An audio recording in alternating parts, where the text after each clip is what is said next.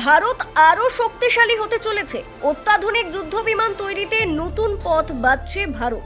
এবার এমন এক যুদ্ধ বিমান তৈরি করতে চলেছে ভারত, যার জেরে থরথর করে বুক কাঁপছে ভারতের শত্রু দেশগুলোর। আমেরিকার মতো দেশও ভারতের এই উদ্যোগে ভয় পাচ্ছে। এই যুদ্ধ বিমান যদি ভারত একবার তৈরি করে নেয়, তাহলে আর কোনো চিন্তাই থাকবে না ভারতে। জানেন এমন কোন যুদ্ধ বিমান তৈরি করতে চলেছে ভারত? এই যুদ্ধ বিমান ভারতের হাতে থাকলে কি কি সুবিধে হবে, দেখুন একেবারে অবাক করা তথ্য। অপারেশন সিঁদুরের আওতায় পাকিস্তানের বিরুদ্ধে সামরিক অভিযানের কয়েক সপ্তাহ পর ভারত তার নিজস্ব পঞ্চম প্রজন্মের stealth fighter jet advanced medium combat aircraft নির্মাণের জন্য একটি নতুন কাঠামো অনুমোদন করেছে।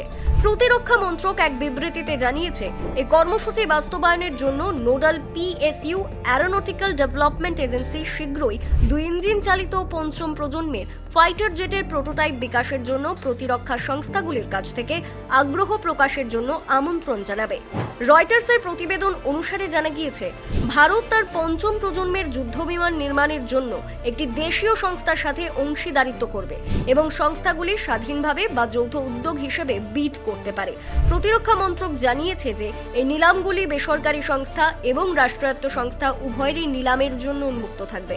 রাষ্ট্রায়ত্ত সংস্থা হিন্দুস্তান অ্যারোনটিক্স লিমিটেডের ওপর থেকে বোঝা কমাতে মার্চ মাসে সশস্ত্র বাহিনীর জন্য সামরিক বিমান তৈরিতে বেসরকারি খাতের অংশগ্রহণের সুপারিশ করেছিল কেন্দ্র। 4.5 প্রজন্মের যুদ্ধবিমান তেজস বিমানের ধীরগতির জন্য হ্যাল অতীতে সমালোচিত হয়েছে। PSU মার্কিন সংস্থাটির সরবরাহ শৃঙ্খলার সমস্যার কারণে জেনারেল ইলেকট্রিক থেকে ইঞ্জিন সরবরাহে বিলম্বকে দায়ী করেছে। পঞ্চম প্রজন্মের ফাইটার জেট প্রোগ্রামটি ভারতীয় বিমান বাহিনীর যুদ্ধ ক্ষমতা নিশ্চিত করার জন্য অত্যন্ত গুরুত্বপূর্ণ, যার স্কোয়াড্রন শক্তি 42-এর অনুমোদিত শক্তি থেকে 31-এ হ্রাস পেয়েছে। একটি স্কোয়াড্রনে সাধারণত 16 থেকে 8টি বিমান থাকে।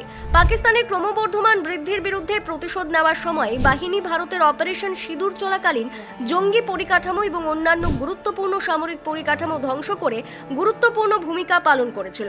রয়টার্স জানিয়েছে, চীন যখন দ্রুত তার বিমান শক্তি প্রসারিত করছে, তখন IAF এর শক্তি নিশ্চিত করা অত্যন্ত গুরুত্বপূর্ণ। পাকিস্তানের অস্ত্রাগারে চীনের অন্যতম অত্যাধুনিক যুদ্ধ বিমান J-10 রয়েছে।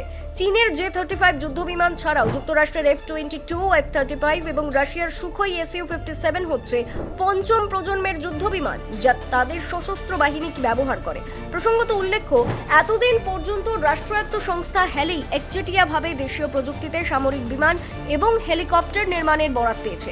এবার টাটা, আদানি বা L&Tর মতো সংস্থার সঙ্গে তাদের প্রতিযোগিতায় নামতে হতে পারে বলে প্রকাশিত খবরে জানানো হয়েছে।